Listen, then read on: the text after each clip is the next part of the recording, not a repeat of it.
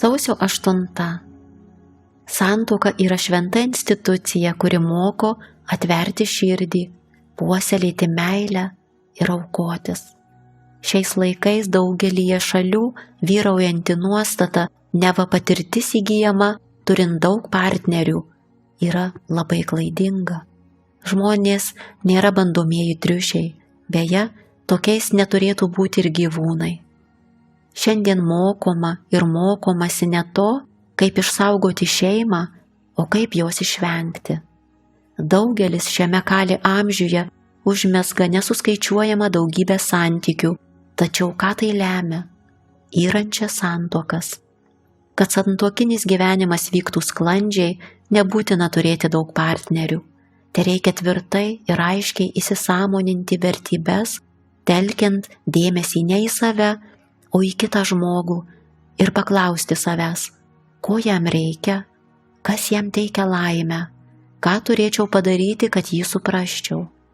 Sudėtingi ir slegiantys jūsų santykiai nereiškia, kad santuoka, kaip kartais tvirtinama, yra mirusi.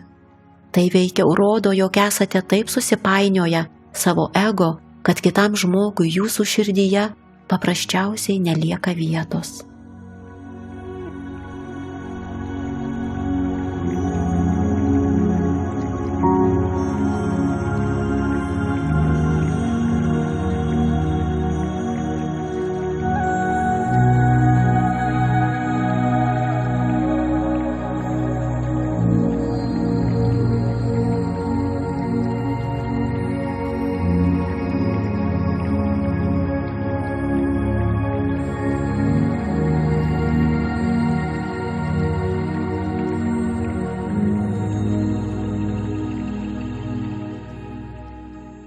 Sausio 9.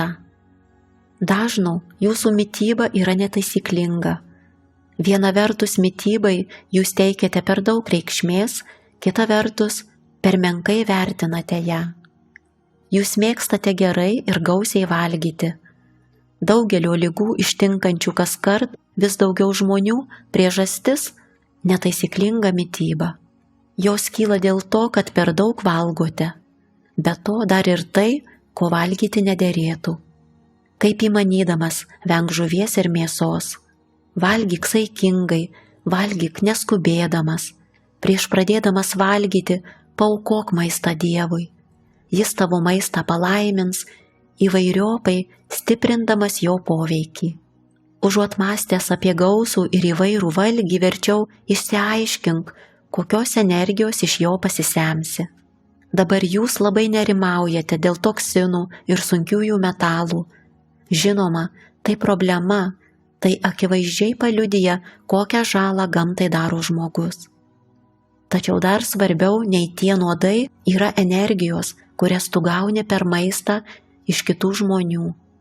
Visi daržovių pardavėjo, kepėjo ar restorano virėjo jausmai per valgį patenka į tavo vidų.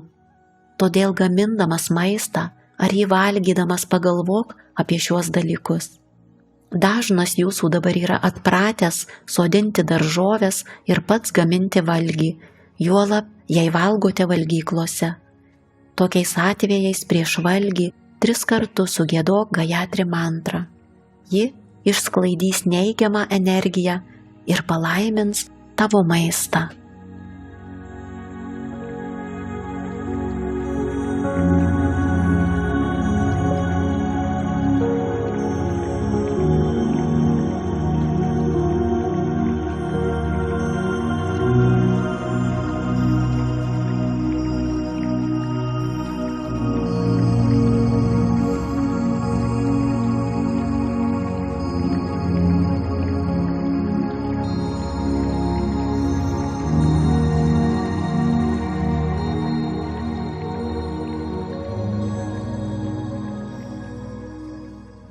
Sausio 10.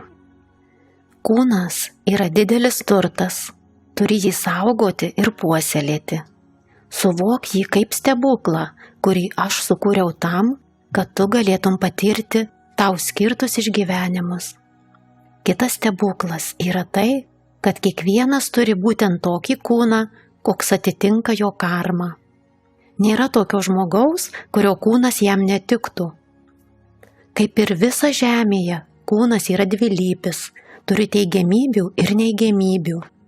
Pastarosios pasireiškia kaip kūno prisirišimas prie pasaulio.